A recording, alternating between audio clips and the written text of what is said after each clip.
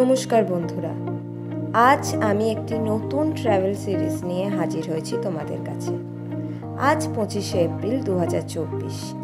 আমি যাচ্ছি হাওড়া স্টেশনে 12345 সরাইঘাট এক্সপ্রেস ধরব বলে। এই গরমে তোমাদের নিয়ে যাব এক ঠান্ডার দেশে। ট্রেনের নাম শুনে শুরুতেই বুঝতে পারছো আমরা যাচ্ছি হাওড়া থেকে এনজেপি। এবারে আমাদের গন্তব্য নর্থ সিকিম, যা তোমাদের কাছে এক একটি পর্বের মাধ্যমে উপস্থিত করব। ট্রেনের সময় হয়ে যাওয়াতে আমরা ট্রেনে উঠে বসলাম। এরপর ট্রেন বিকেল 4:05 নাগাদ অর্থাৎ সঠিক সময়ে ছেড়ে দিল। এরপর ট্রেন বালি থেকে হাওড়া বর্ধমান কট শাখা ধরে ছুটে চলল। বিকেল 4:30 নাগাদ গোবরা স্টেশন ছেড়ে আমাদের ট্রেন এগিয়ে চলল। গতি ভালোই ছিল। আমরা বাইরের দৃশ্য উপভোগ করতে লাগলাম।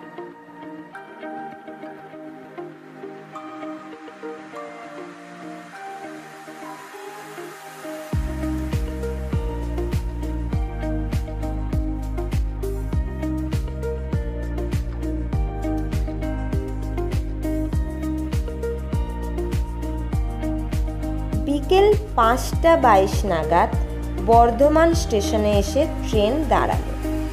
অনেক যাত্রী উঠলো এখান থেকে। আবার ট্রেন ছেড়ে দিল।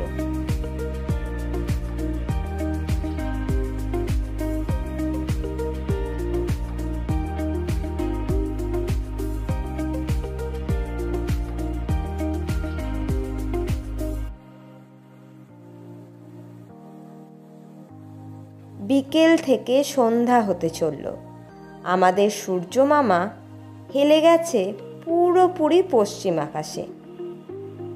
ট্রেন থেকে তখন বাইরের দৃশ্য খুব সুন্দর লাগছিল। চারিদিকে তখন শুধুই সবুজ ক্ষেত। সত্যি, ট্রেনে যেতে যেতে এই দৃশ্য দেখার মজাই আলাদা।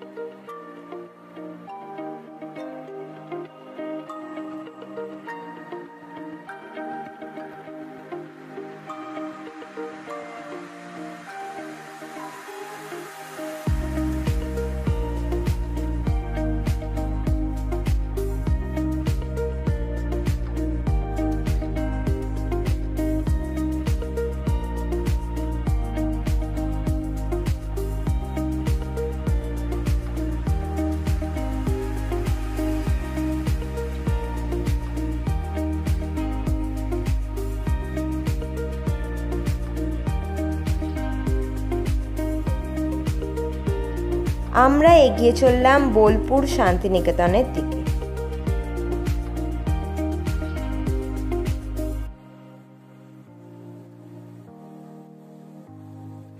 সন্ধে 6:15 নাগাদ আমরা বোলপুর শান্তিনিকেতনে এসে থামলাম। সঠিক সময়ে ট্রেন ছেড়েও দিল।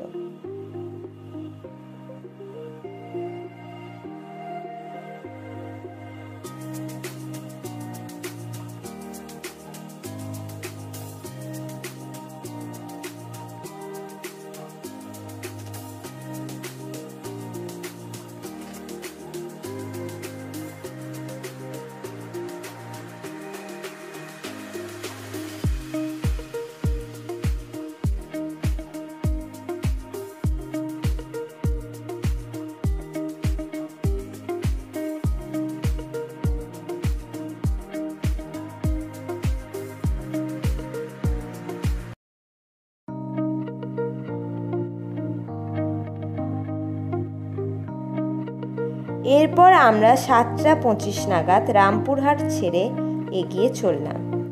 এখানে 2 মিনিট আমাদের ট্রেন দাঁড়িয়েছিল। তারাপীঠ আসতে গেলে আমাদের চলে আসতে হবে এই রামপুরহাট স্টেশনে। গত ফেব্রুয়ারি মাসে আমরা তারাপীঠ যাবার জন্য রামপুরহাট এসেছিলাম।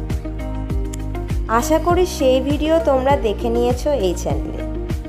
সত্যি স্টেশনটিও দারুণ, খুব সাজানো। এখানে অনেক ট্রেনেরই স্টপেজ আছে, তাই যোগাযোগের কোনো অসুবিধা নেই। আবার ট্রেন চলতে থাকলো। এবার ফারাক্কা সেতু আর বেশি দূর নেই।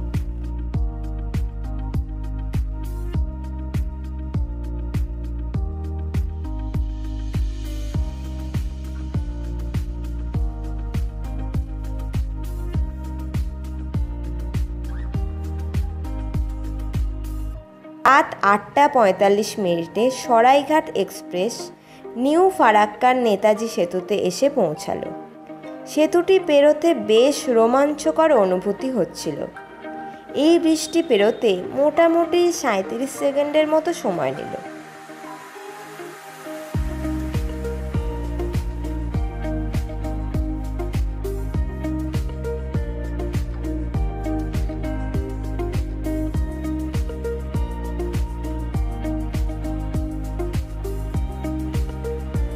এটি পেরোতে পেরোতেই রাত 8:55 ফারাক্কা সেতুতে এসে উপস্থিত হলাম। ছোটবেলা থেকেই এই ফারাক্কা সেতু দেখবার জন্য জানলার পাশে চলে আসতাম। এবারও তার আর ব্যতিক্রম হলো না। এখানে গঙ্গা অনেক চওড়া। এই ব্রিজ দিয়ে ট্রেন ও অন্যান্য যানবাহন পাশাপাশি চলে।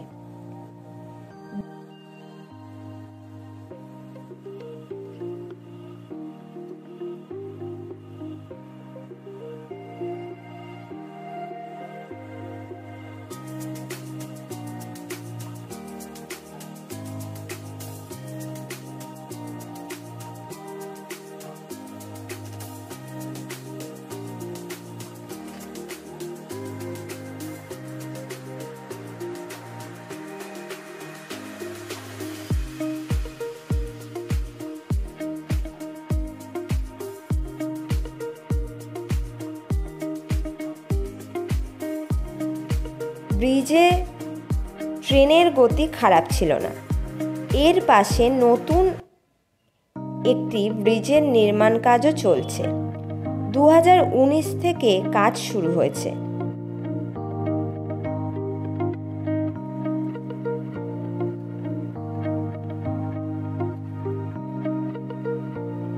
বর্তমান সেতুটি 1975 সালে চালু হয়। বর্তমানে এই সেতুটি 2 লেন বিশিষ্ট, কিন্তু সেতু দ্বারা বহন করা 12 নম্বর জাতীয় সড়ক 4 লেন বিশিষ্ট হওয়াতে এই সেতুতে যানজট দেখা যায় প্রায়শই। উত্তর ও দক্ষিণবঙ্গের মধ্যে সংযোগ রক্ষা করে এই সেতু। এই সেতুটি বাংলাদেশের দুঃখ নামেও পরিচিত। নতুন ফারাক্কা সেতু নির্মিত হয়ে গেলে তার পাশ ঘেঁষে রেল সেতুও নির্মিত হবে। তখন ট্রেনের গতি এই ব্রিজের ওপর বাড়বে আশা করা যায়। এই সেতু পেরোতে প্রায় 3 মিনিট 50 সেকেন্ড মতো সময় লাগলো। এই ব্রিজ পেরোবার পরই আমরা মালদা জেলায় প্রবেশ করলাম।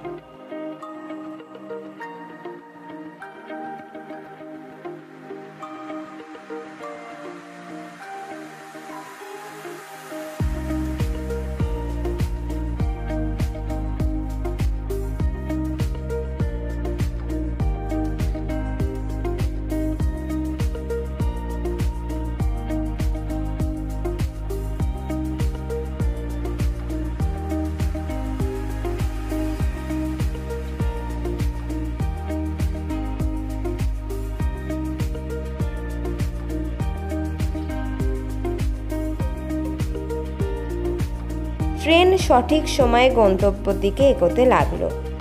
আমরাও রাতের ডিনার করে নিলাম।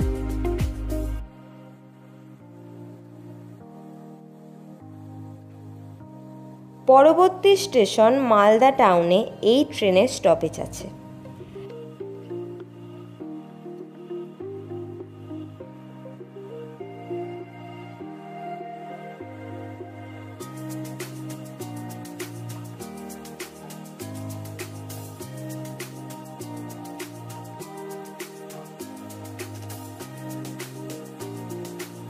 প্রায় রাত 9:21 নাগাদ ট্রেন মালদা টাউন স্টেশনে এসে দাঁড়ালো। এখানে ট্রেন ভালোই দাঁড়াবে। আমরা স্টেশনে নেমে একটু ঘুরে নিলাম। পাশের প্ল্যাটফর্মে আরেকটি ট্রেন দাঁড়িয়েছিল। এই স্টেশনে অনেক খাবার দাবারও পাওয়া যাচ্ছে।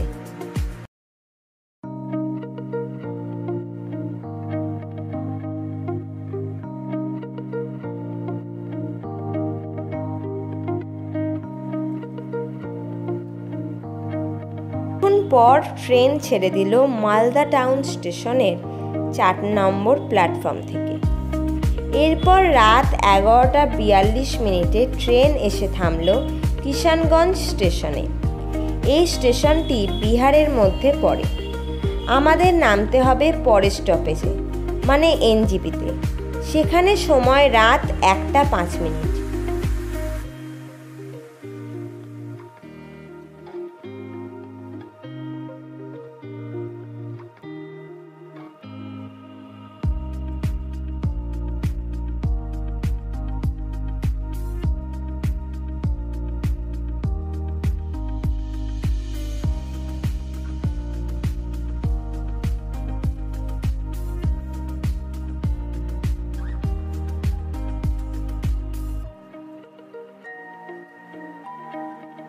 আবার ট্রেন ছেড়ে দিল।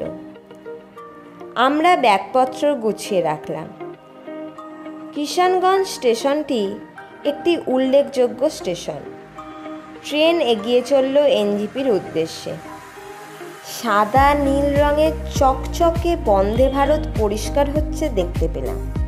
তখনই বুঝলাম এনজিপি স্টেশনে চলে এসেছি। সব নিয়ে দরজার কাছে এসে দাঁড়ালাম। রাত তখন 12:56। আমরা সময়ের কিছু আগেই এনজিপিতে এসে উপস্থিত হলাম।